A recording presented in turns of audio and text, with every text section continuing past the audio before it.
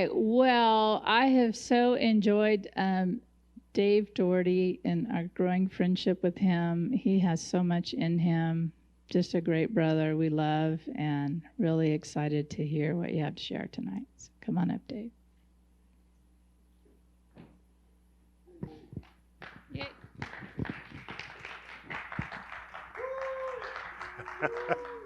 So can you hear me? Can you? Okay. So strap yourselves in because we are going to be all over the place tonight. I've got my notes and everything, but I barely ever follow them, so we'll see where we get. I want to talk about dreaming. We spend a third of our lives sleeping, and a part of that we spend dreaming.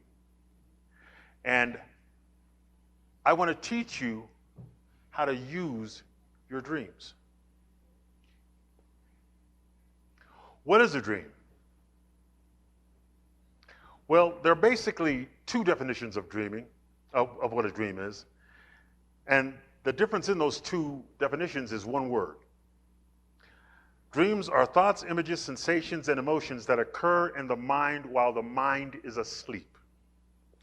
The other definition is dreams are thoughts, images, sensations, and emotions that occur in the mind while a person is asleep. Now, what's the difference? Person, mind, mind. I tend to believe that the mind never goes to sleep. I go to sleep, but my mind never goes to sleep. My subconscious mind is always active, and sometimes it brings in my conscious mind. I just don't wake up. And we'll get into that when I start to talk about lucid dreams.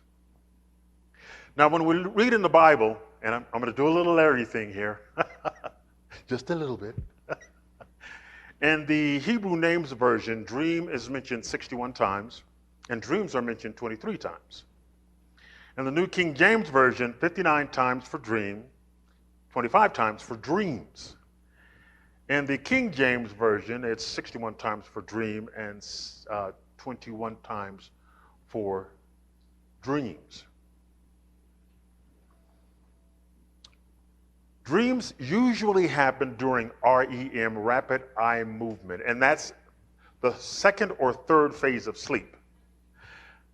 That's when your body goes into self-paralysis. You cannot move. Now, you'll probably wonder, well, what about sleepwalkers? Generally, sleepwalking happens in the first cycle of sleep. And it's something that young people and not so young people, but not experience more than people my age and older people. Now, oh, that was cool.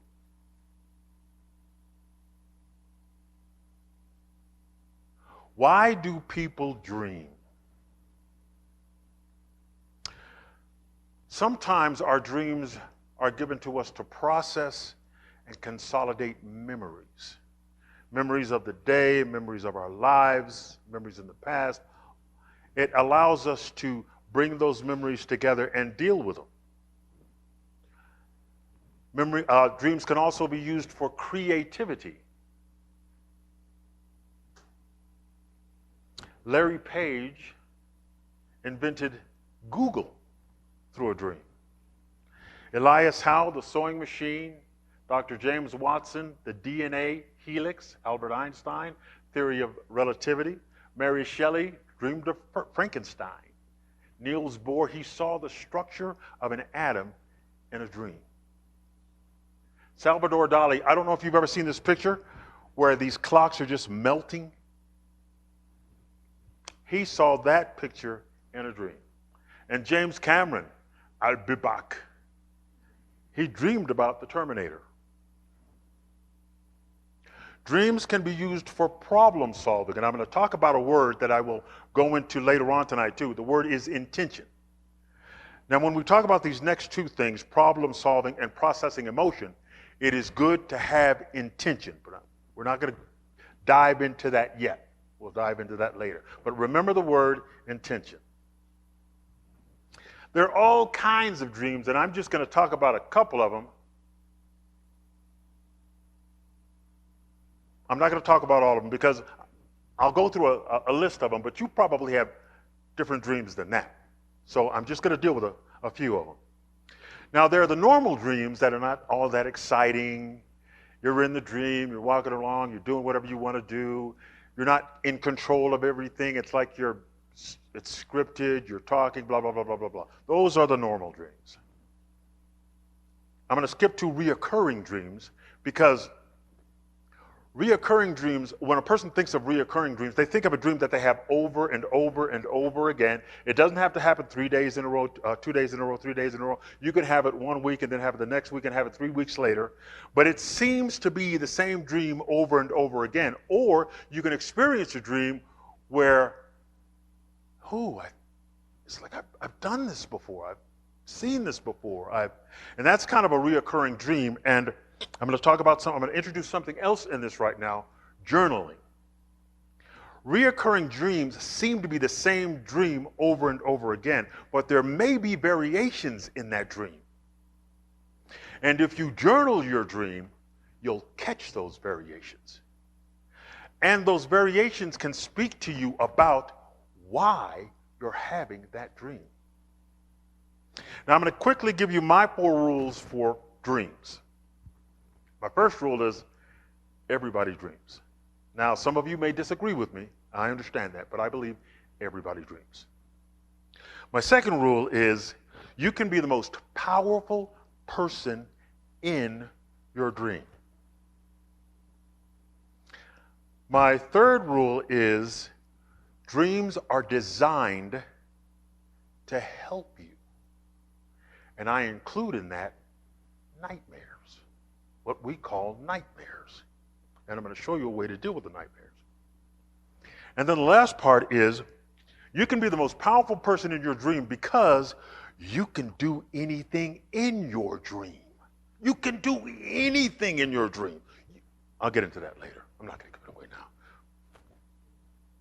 So, reoccurring dreams that seem to happen over and over again, the same thing, if you journal, you will catch the differences and you will begin to understand why you're having that dream. And there's some other things that you can do in your dreams to help you understand what you're dreaming and why you're dreaming it. So let's jump into nightmares. Everybody, let's jump into nightmares. Nightmares can be scary. They can be scary. But they can also show you your strength. In a nightmare, and again, I'm going to use that word intention. If you're a person that has nightmares a lot, then what you might want to do is create an intention to deal with that nightmare. And how you do that is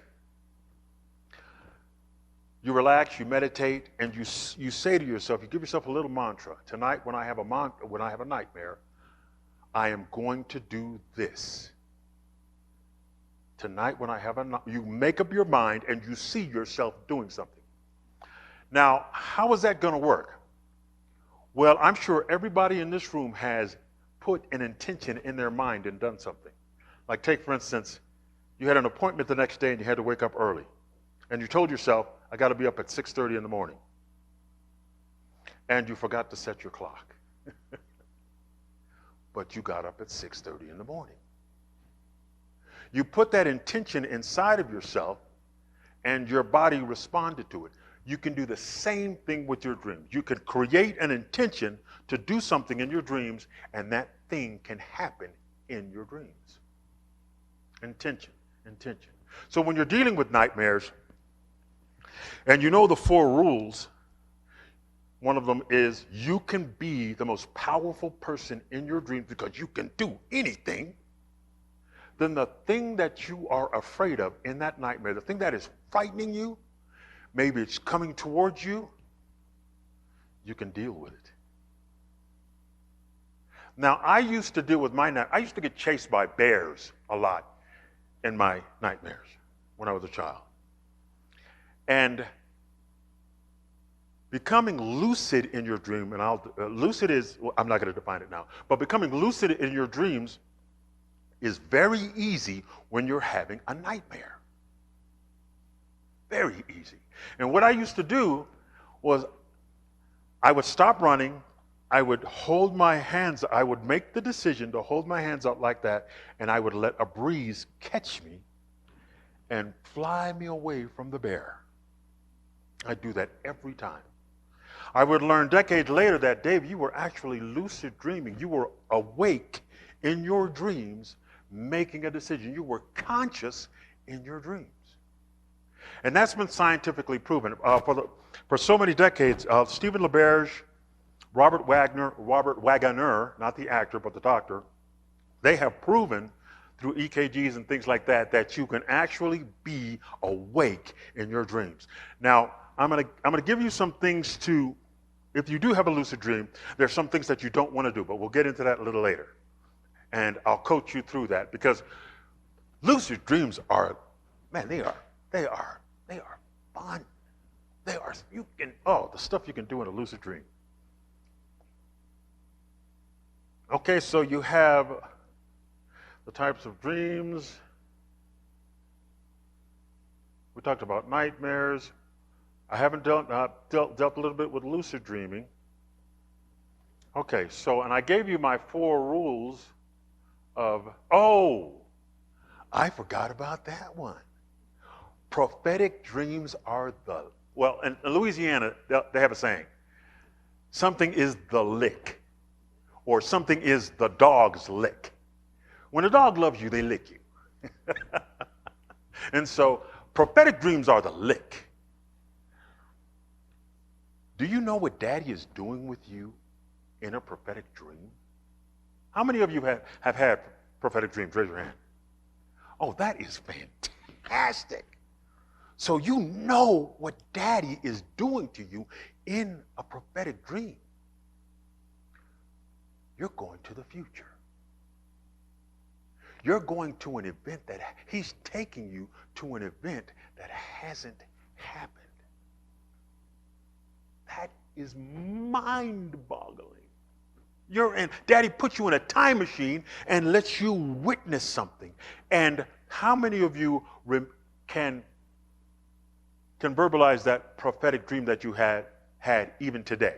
Raise your hand. They stick with you. They stay in you. Now, the thing about prophetic dreams is some of them are personal, just for you. I've had a couple of those. And some of them are for the public. And we need to be careful about if it's for me or if it's for everybody. That's just a word of caution. Okay, so epic dreams. I don't have too many epic dreams unless I'm in my lucid dreams, I like to surf in the sky. But, I don't have a lot of epic dreams. Now, the elements of a dream. Stephen LaBerge writes about characters in a dream. He believes that our dreams they're not limited to our heads. They're not limited to our minds. I refer to what he talks about as the dream realm. The characters in your dreams can be either mind created, and this is going to sound really weird, but bear with me, inhabitants of the realm. Inhabitants of the realm. Now, I say that because when you're having a lucid dream, you can make your mind, the ones created by your mind, you can make them go away. All you got to do is say, every character created by my mind disappear. And within a second and a half, they're gone. But you got all of these other people there. What's up with them? I can't fully explain that. I'm not even going to try. But the thing that you want to do in a lucid dream is, and I'll talk about this later too, show respect. Show respect. You don't ever want to walk up to an inhabitant or a dream construct that you created and say, how does it feel to be in my dream? You might get a strange look. Settings, mental constructs, what exists in the dream realm. If you can create things in your dream, like as I said, you can create anything in your dream. You can create just anything in your dream. When you're walking around in the dream and you turn this way, that's already created. That exists. You turn this way, that's already created. It exists. Anyway, it's already done. The weird thing about that is if you take your hand and you do it like this in a dream, you'll be missing digits. Maybe your fingers will be really long, but it will look really weird for a second and a half, and then it'll snap back, which means your mind has to recreate what your hand looks like. It's got to, no, my hand's not supposed to be like that. It'll snap back to what it looks like. But why doesn't it do that when I do this? Or when I do this? Or why doesn't that same thing happen with the things that I see, the settings that I see? That's why I believe that it's a realm. Now, there are some things that we do create, but for the most part, Wagner and LeBerge believe that it's a realm where things already exist. Events. That goes back to memory. That goes back to experiences that you've had. You can relive an experience, an event in a dream. Or you can have a totally new experience in a dream. I had this wonderful experience where I was surfing in the sky and just having a blast, just loving it. And as I was surfing, I saw this guy sitting on a bench, and I could tell he was just sad. And Daddy said, Daddy's going to talk to you in your dream. So that's also a wonderful thing. Daddy said I needed to go talk to him. I didn't want to do that. I'm having too much fun. I'm on my surfboard just loving it. And he said, you need to go talk to him. Now, how many of you have read Lord of the Rings? Okay, so most of you are not going to know what a warg is. A warg is a giant werewolf type wolf thing on meth. That's the best way to describe them. Well, there were about 5 or 6 of them running around this guy, but they weren't attacking him. They were just running around. And I'm looking at them, and Daddy says go talk to him, so I'm going to go talk to him. I'm not worried about the wargs. Because, why am I not worried about the wargs? Huh? I'm the most powerful person in my dream. So I land my surfboard, I go sit down, and they start running towards me. And I'm looking at them coming towards me. Haven't started talking to him yet. Looking at them coming towards me. And this is what happens in a nightmare. If you have the courage, if you have put the intention in you that you are the strongest person in that dream, most of the time, it's happened every time with me, the thing that you fear and coming towards you will begin to mutate, will begin to change. They will become less fearful looking. By the time the wargs got to me, there were those long, slobbery dogs they're kind of long and they have those big ears. Basset hounds. They were just a bunch of basset hounds hopping up on my legs, licking me and letting me give them hugs and stuff like that, because what was supposed to strike fear in me became something that I didn't fear. And so it morphed into something that I could hold and love and take care of. If you have the courage, if those of you who have nightmares, and I know nightmares can be, wow. But if you can get that intention in you that you are the most powerful person, then by the time that thing that you fear reaches you, it's going to be something totally different. And then you can talk to it. You can ask it questions. You can find out what it is. Lucid dreaming is becoming a part of therapies around the world. Therapists and doctors and psychologists are starting to use and starting to induce lucid dreams in their patients to get them to deal with stuff in their unconsciousness.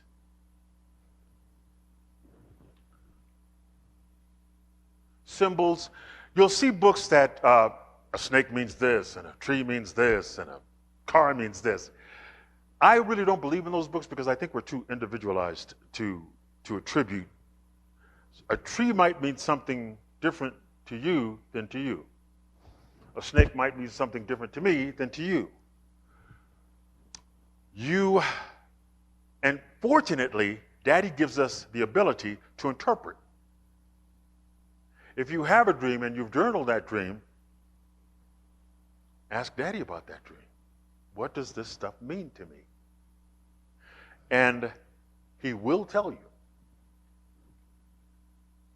Narratives are basically just normal dreams. You go from it's sequential, A to B to C to D, one point to another. Personal experiences, again, memories, emotions, things like that. The difficulty of remembering dreams. Dreams have what I call positional memory. When you wake up from a dream, the first thing you don't want to do is move. If you want to remember your dream, don't move. If you're sleeping on your side, stay on your side. If you're sleeping on your back, stay on your back. Don't move. The second you move, it's like you're moving out of the memory of that dream.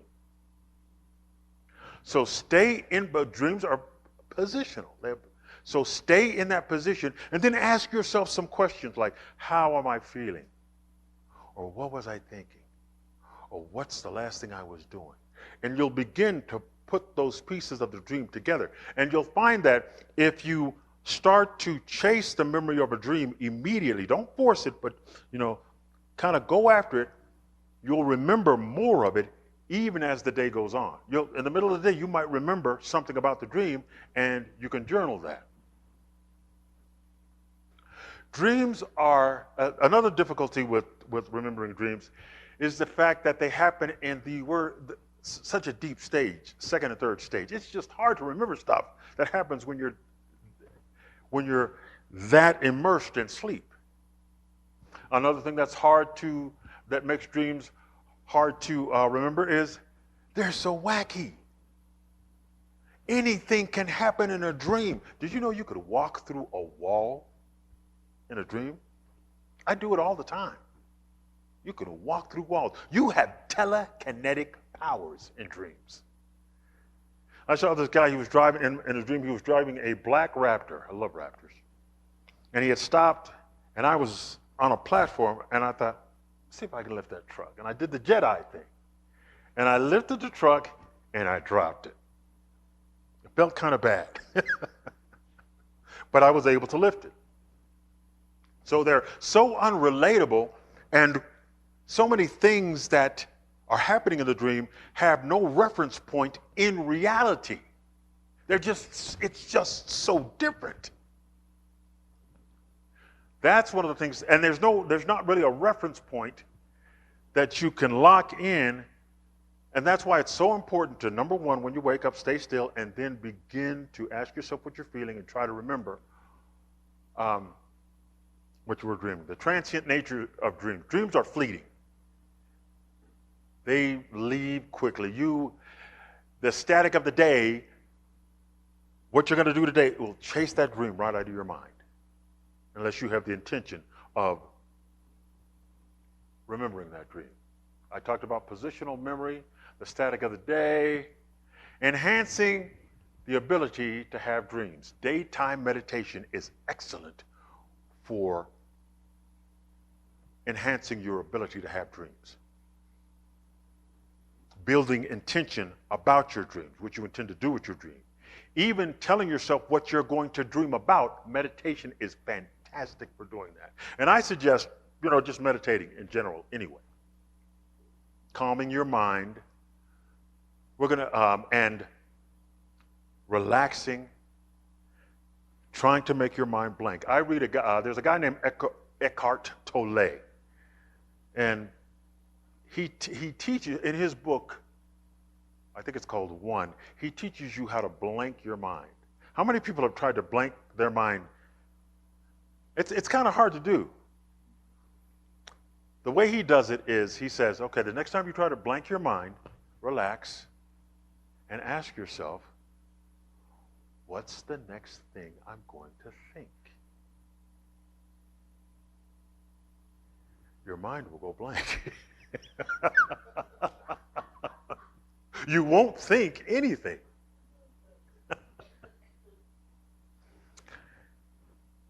Abstaining from unnecessary medications enhances your ability. Abstaining from alcohol and caffeine, stay away from the caffeine. No visual electronics an hour before going to bed. If you have to, read, write, meditate, listen to something. But try to stay away from stuff that.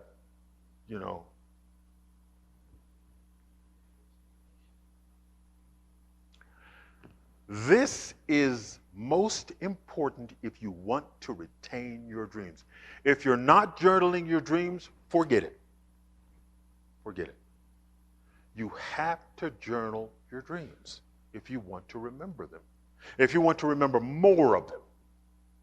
Because journaling your dream creates intention. You go to sleep, at least I go to sleep telling myself I'm going to remember my dreams. And as soon as I wake up, no matter what time of the day, I keep my tablet next to my bed and I turn it on, but I have the nighttime guard on it so that my eyes aren't assaulted. And I journal that dream. I'll journal 3 and 4 dreams a night. We talked about don't move. When you get up, don't move. Ask yourself some questions. Let's see, what is that?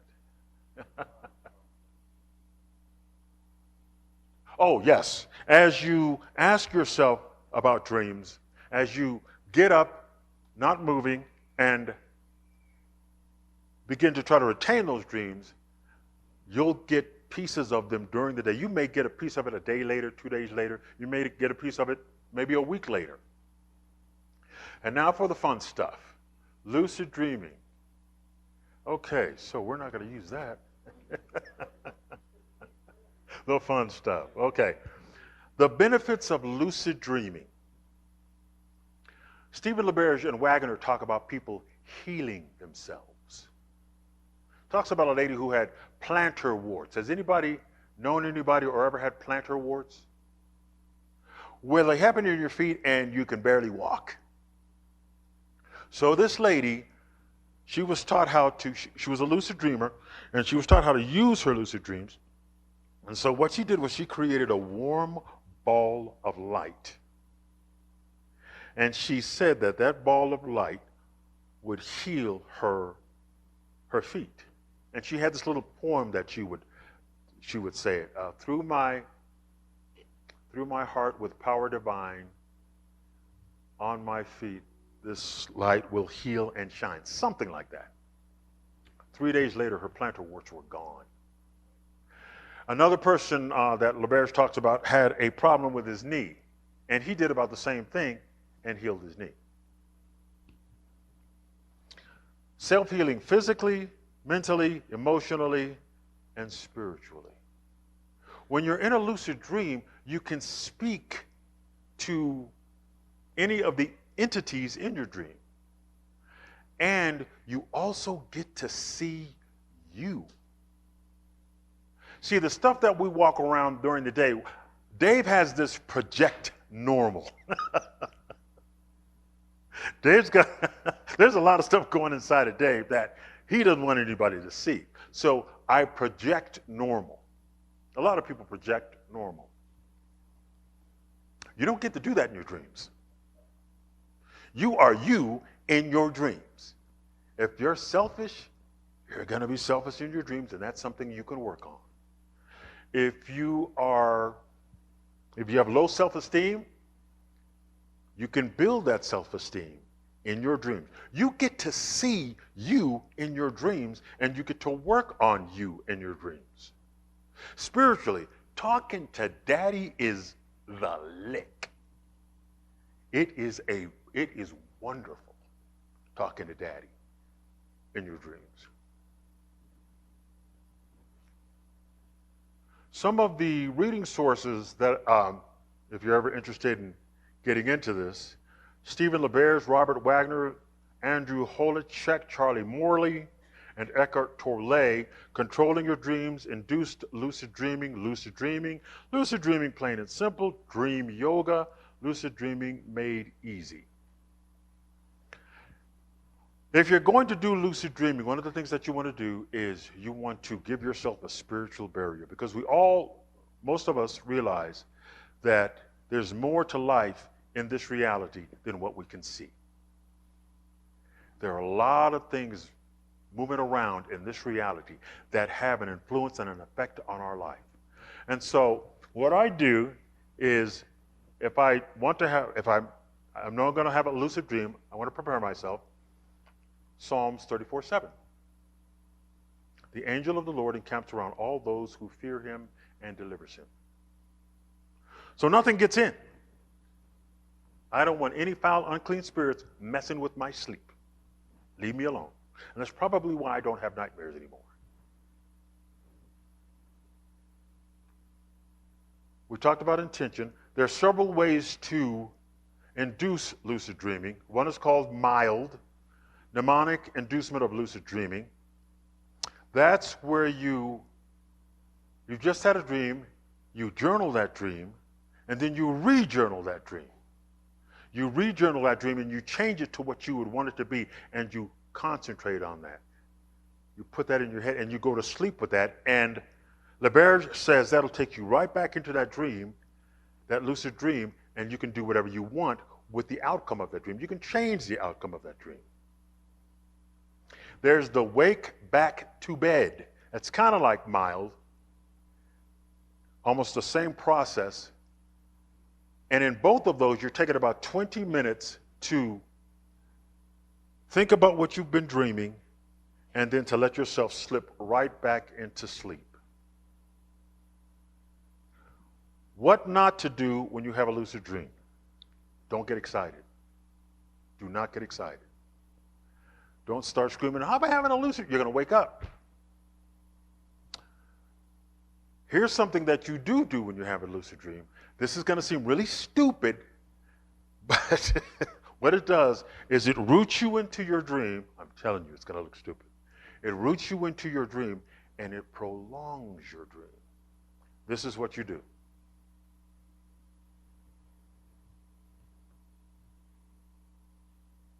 That actually roots you into your dream and prolongs it. And you can do that, you can keep doing that in your dream to give you a little more time in the dream. Now, it's not going to work forever. You're going to wake up. But that roots you into the dream, gets you deeper into the dream, and it makes the dream last a little longer. Show respect. Don't stare at anything for more than 7 seconds. That will wake you up.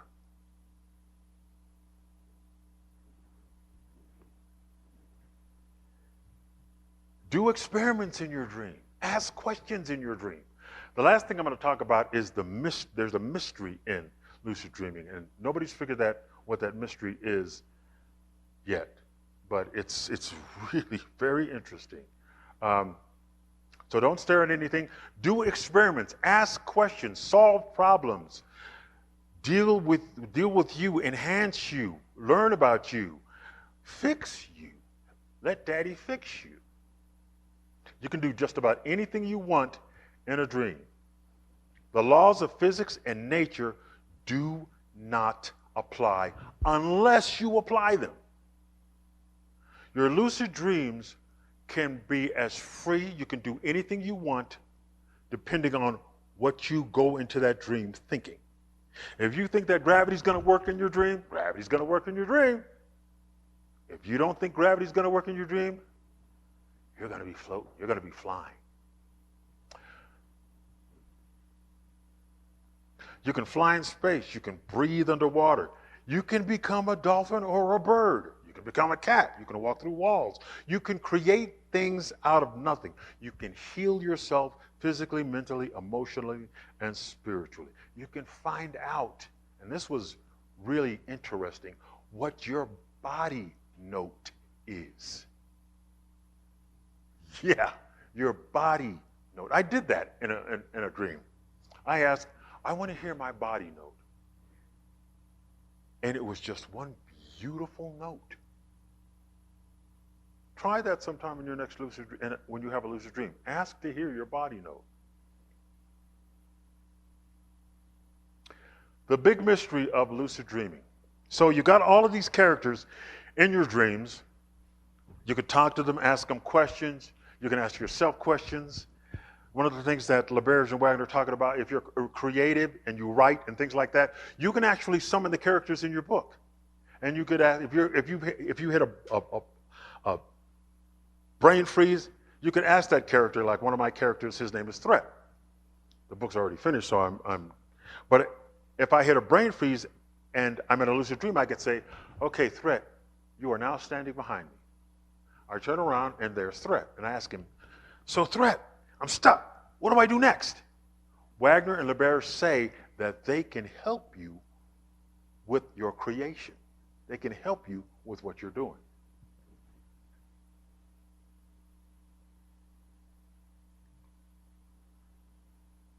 I camped on lucid dreaming a lot, for most of this, because there's so much that we can do with lucid dreaming.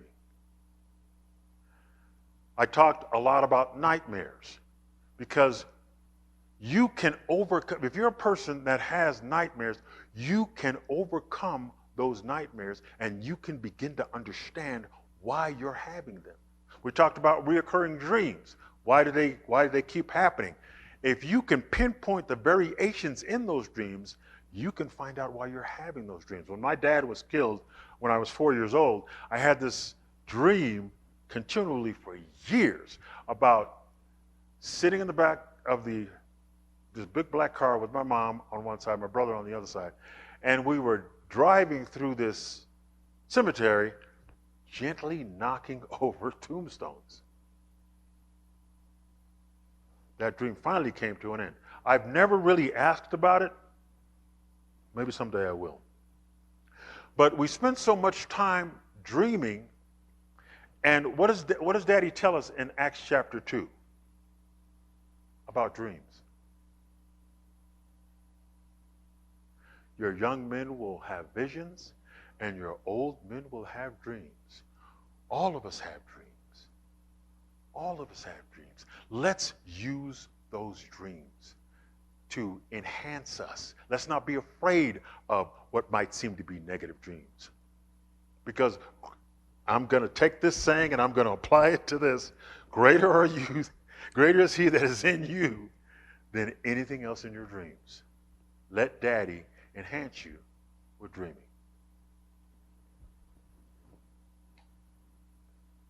Thank you. Any questions?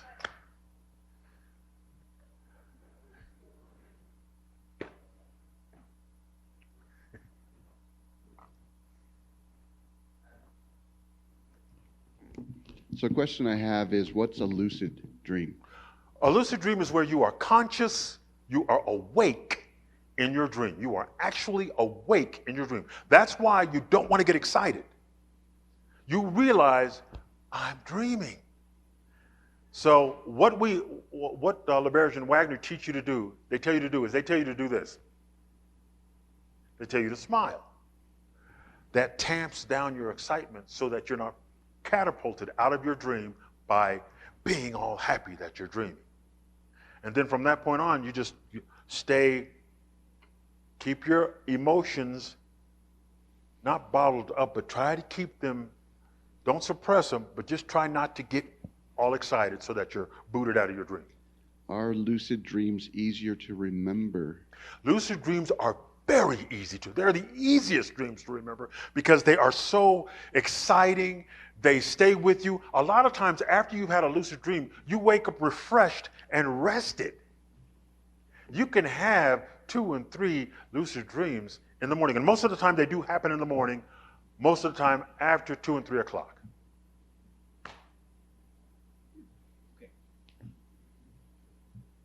Couple questions. Your 4 rules. Yes. Can you review those? Yes. Thank you. Okay, so first rule is everybody dreams. I believe everybody dreams. The reason why people don't think they dream is they forget them. Once you move, bam, that dream is in the past. Second rule is, and these are interchangeable, all dreams are designed to help you, enhance you, to make you a better person, even nightmares. Okay. Once you learn how to deal with those nightmares, once you walk into a nightmare with intention, you're a super person. You are greater is he that is in you than anything in that dream. The other rule is you can do anything in your dreams. Anything in your dreams. You can fly, you can walk through walls, you can create things out of nothing. Every once in a while in my dream, I will create a spiral notebook laying on the ground behind me. I'll do it like this. And, okay, there's a spiral notebook behind me on the ground. I'll turn around. There's a spiral notebook on the ground behind me. I'll pick it up and I'll walk through a wall. I'll create a window. My last rule. Let's see. You are the most powerful person in your dream. Now, I forgot about talk about one thing, the mystery voice. You can talk to all of the entities in your dream, your constructs that you create with your mind, and then the inhabitants of the realm. But there's one more voice. And I like to talk to that voice. And I'm not sure it's Daddy, because it's peaceful and it's wonderful, but there's a peace that I have when I talk to Daddy. There's a little kid joy that I have when I'm talking to Daddy. And this voice it's like I'm talking to an angel or something. You get by yourself, maybe you're surfing through the air like I am, and you ask a question, and it answers. Now, the answer may be vague, and you can ask it to elaborate. Nobody has figured that out yet, but that's really interesting. That's very interesting. Well, I've experienced some of these things. Now, I've had the ability to end a dream. Yes. If I was just uncomfortable in the dream, I'm like, okay, that's it. That's lucid. You were lucid at that point. Okay. Now, what you were describing about actively participating and choosing what you're going to do and that is new information to me. I can't say that I've ever experienced anything like that. But even as you were teaching and as you were speaking about some of these different things, prophetic dreams started coming back to me literally as far back as when I was a kid. I can remember hearing the alarm go off. Well, what I realized later was the alarm clock going off, thinking it was the school bell. In my dream, it played out that way. That was a long time ago. I've had dreams. I had one, it was a rock band. They're still around, and they're pretty heavy. And I had this dream, this was probably 15 years ago, where I'm in the dream and they're all there, and we walk in, and all of a sudden, little revival. They start praying for each other. And it's pretty wild because it was probably 2-3 years. I saw a YouTube video with the lead singer, and they're not known for being Christians, but I see the lead singer and a couple of the other guys praying before the show. I'm like, oh, that's cool. That's cool. I don't know if I spoke into it. I'd like to think that I did somehow, but it leads me a little bit to my other question. Have you ever had anybody visit you in your dream that you did not invite? Yes. Okay. And so my family's from Louisiana. My ancestors were from the Argonaut plantation in Maryland. When Maryland abolished slavery, they all moved down south to Rapides Parish, Louisiana. And the plantation was in the Sonia quarter, what's called the Sonia quarters. I've got relatives still living in the Sonia quarters. I've got ancestors that have that have homes there. And they were into everything. My great-grandmother, at least this is what my aunts would tell me, if you had an ailment, she had a herb. She could take care of it. And so very, very, very, not so much religious, but spiritual. I had a young cousin that could see ghosts. They said she could see ghosts. My niece, she used, when she was very young, like 2 or 3 years old, she used to point at the TV and say, Dee, Dee. And my brother and his wife would, the TV's off. She's pointing at the TV. So one day he set up a camera behind her. And he took a picture when she said that. And there was a figure on the screen. The TV was off. I had to go to the bathroom after looking at that picture. So I come from a very spiritual family, and because of that, in my earlier years, I invited not so nice things in my life. And bless God, He taught me how to deal with those things. My mom, the stories she worked for the Forest Service, and at least 3 to 4 times out of 10 when they sent her on a trip, she got put in a room where somebody died. And she would have to deal with those spirits. So, yeah, things that did not belong have entered my dreams. I've since learned, I've not had that problem for years since I've learned to guard my dreams now. But getting up to that point, I was taught to put the name of, at the time, Jesus in the back of your mind. Because sometimes you're going to, I know this is going to sound really hokey, but you're not going to be able to speak. You can't speak. And so what you've got to do is you've got to take that name and literally bring it to, this is what I see when I do it, bring it to your tongue, the tip of your tongue, and then you have to say, Jesus, Jesus, Jesus, Jesus. It gets that dramatic.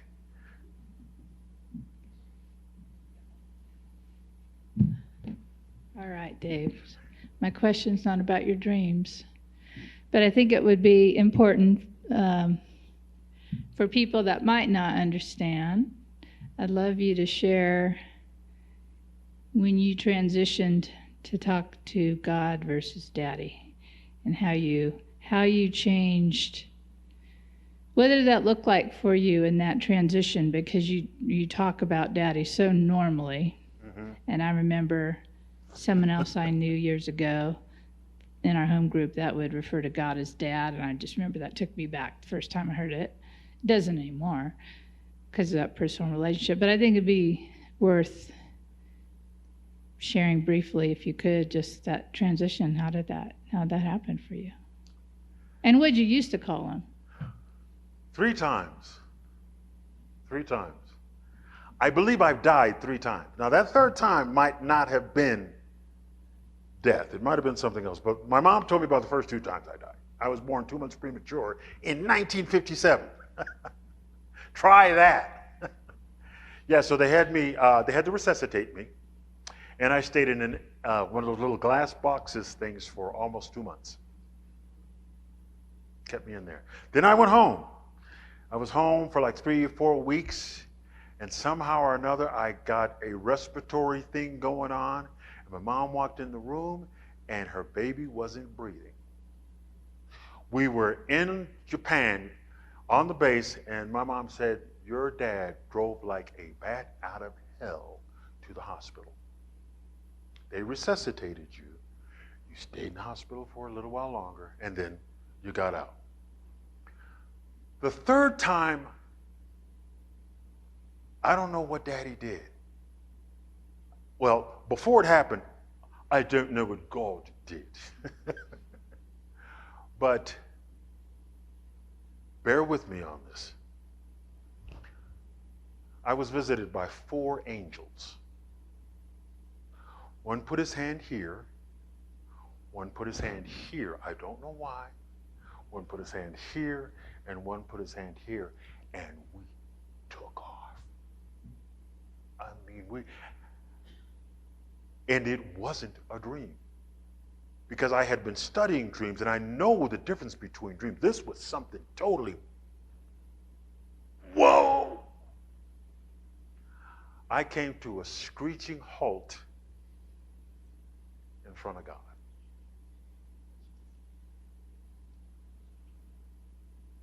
I did not belong there. I had no business being before the throne of God. David did not belong there. I couldn't see Daddy's face. This incredible, it was so bright I should have been going like this, but I wasn't. I was bawling. I knew I didn't belong there. I'm bawling, and the scripture that I have feared the most, I used to fear the most, we must all give an account for the things that we have done in the flesh. That scripture has always terrified me because I can see myself before the throne of God. Okay, what did you do? And for the next 100 years, I'm confessing every sin I've ever committed. That's not what happened. I got in front of Daddy, and I'm trying to tell him why I don't belong in his presence. I'm trying to tell God why I do not belong in his presence. I am bawling snot, tears, just go. Every sin, I can remember every sin I've ever committed. And I am throwing them at him. I don't belong here because I did. He interrupted me 3 times. You know what he said when he interrupted me? Can anybody guess? I love you.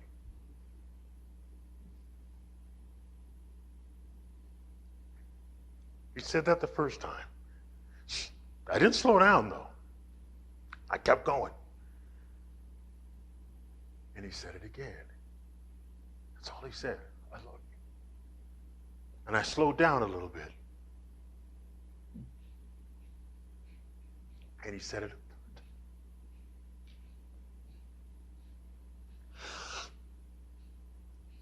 And I said, I love you too, Daddy. And ever since then, I've called him Daddy.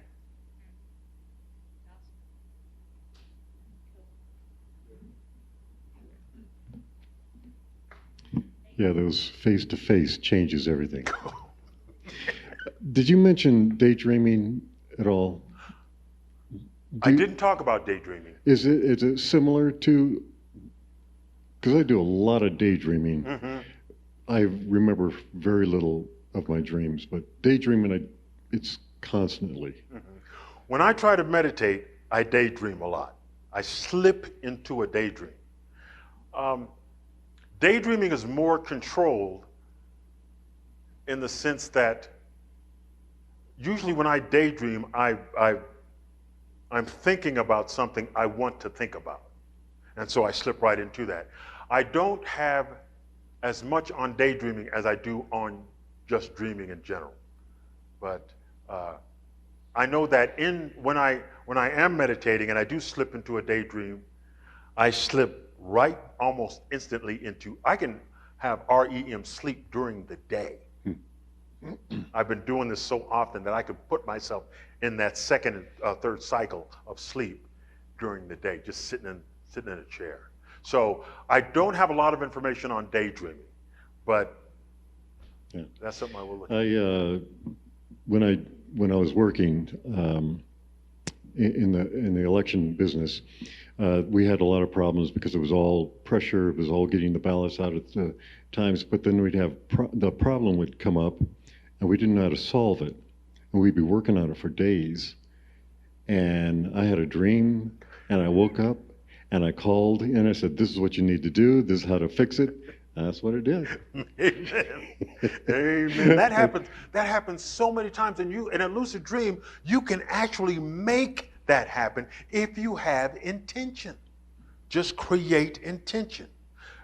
intention is create a sentence that you're going to repeat to yourself over and over again before you go to sleep.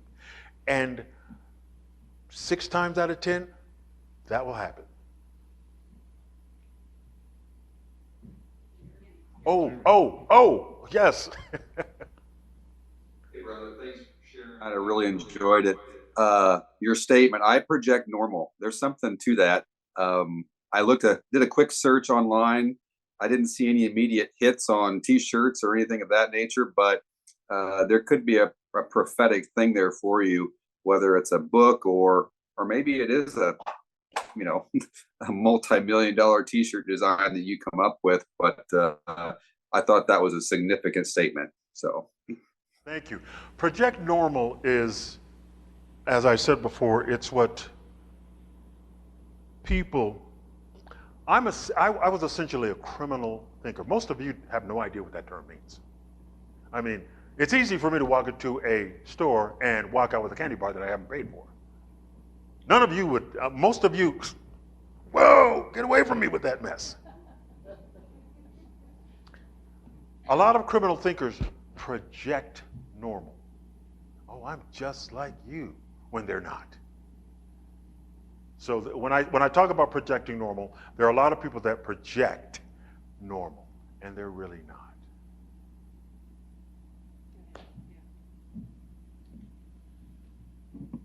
So can we talk a little bit more about these inhabitants and the mysterious voice, and how that's, how do we, so to speak, from like 1 John, test the spirits and be wary here, operating within the shield of his spirit, of Holy Spirit. So what are your thoughts on that? Because I know that we are much more open beings than we tend to believe, and we can communicate with many things we don't even know we're communicating with. Yes. So what are your thoughts on these inhabitants, since they, do they fit into the angelic, the fallen, something in between, something perhaps we don't even understand? Just kind of like to hear your thoughts on that topic. So that's what I talked about, guarding yourself. Psalm 34:7. Set up your defense, because you want to walk into a lucid dream ready to go. You want to, things can get in. Things don't get into my dreams anymore, bless God. Bless Dad. They don't, I just don't have nightmares. I don't have scary things in my dreams anymore. If you are intending to get into lucid dreaming, if you are having nightmares, form an intention that, number one, who are you? Who are you? Who are you? Righteous is Jesus Christ. You are the righteous. Now, who can mess with that? Nothing can take it from me, but many things can deceive me to believing a lie. You can't, but put the intention in your mind, first guarding your mind, understanding who you are, and trusting. I trust Daddy. I trust him so much to keep me safe, to take care of me. And although I haven't had anything to, come at me in decades, I think if something did, I'd see it and be able to handle it. One of the things that I do, not every time I go to sleep, well, if I'm having like a bad day, some fretting, a lot of stuff like that, the thing I do before I go to sleep is I banish any foul, unclean spirit around me. You got to go. You got to go. I need my sleep. Get out. Go. Leave me. Leave me alone. And I believe, because I have that authority, that it works. So have you ever, out of curiosity, asked them to profess that Jesus Christ came in the flesh and that he is Lord? I haven't. A lot of times I ask their names. I introduce myself. I'm David, and sometimes they will, like I met a guy named Kevin, and he was kind of resistive at giving me his name. But I don't see the entities that I encounter as adversarial. If they worship him, they probably don't mind professing him. And they probably don't. They probably don't. There are times when I have worship services in my dreams, and those are the lick. Singing, praising, dancing. Have they joined you in those worship services? Yes. I mean, there have been whole churches. I went to I thought it was a political rally, and the guy got up and started preaching. And everybody, how many of you have been to a black church?